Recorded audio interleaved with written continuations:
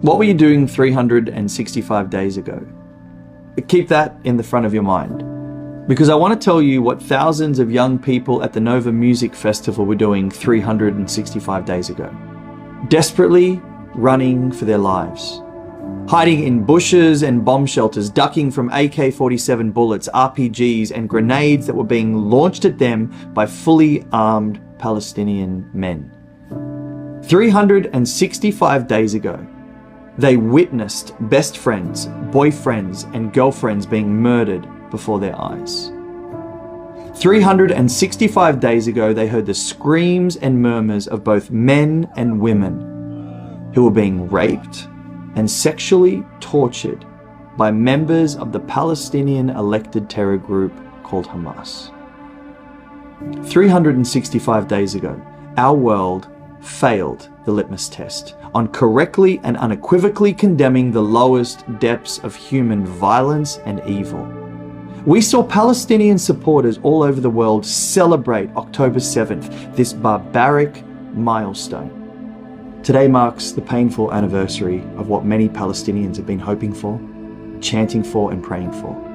The unrestrained freedom to be wickedly violent, brutally barbaric and sadistically cruel towards any Jew they potentially come across. Of the 1,200 Israelis who were brutally murdered as a result of October 7th, 410 of those were attending the Nova Music Festival. 45 of those Nova Music Festival attendees still remain hostages in the tunnels of Gaza to this day. That is 1 full year hidden in the darkness. Tol is a survivor of the Nova Music Festival.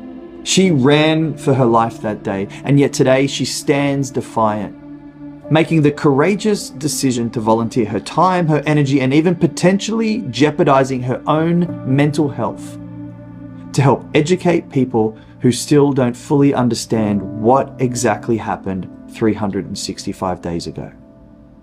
She walked me through the Nova exhibit here in Los Angeles, and this is her raw, authentic response to October 7th. Can you tell me a little bit about your specific story, if you mind? I went to the bathroom. That's the last place I've been before the attack started. And when I left, there were missiles above my head. So you can see like the bullet holes here. 30 people were hiding in the bathroom, only 3 got out. So they murdered everyone. And they knew people were in here because the doors were obviously locked. Locked. So after leaving the bathroom, my boyfriend took me away from the area of the party. At some point we heard a police officer screaming that we should go home with our cars. So we got into the car and we just drove. I was working at the event and my boyfriend's one of the main producers, so we thought about going to this house that was rented from the production, which is 10 minutes away, to hide in a bomb shelter. And now I know this decision saved our life because every person that went up to the north met the terrorists. So this 232 road, which a lot of young people got caught on, there's one road in and out. There's nowhere out. They didn't have a way to leave. Right. Is that Hamas terrorists use Molotov bottles and RPGs and also just burning their cars with people inside. People were getting out of their cars, starting to run and getting shot. The bomb shelters, people went inside because there were missiles. And when the terrorists, as you can see, it has no doors. This is where Hamas was throwing grenades in.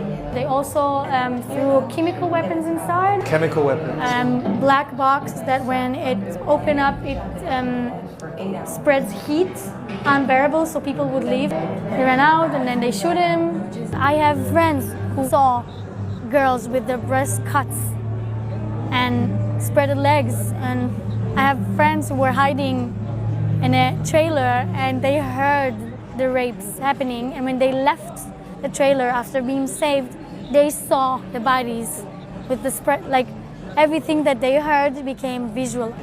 We have people who came to rescue and they found boys tied to trees without their genitals.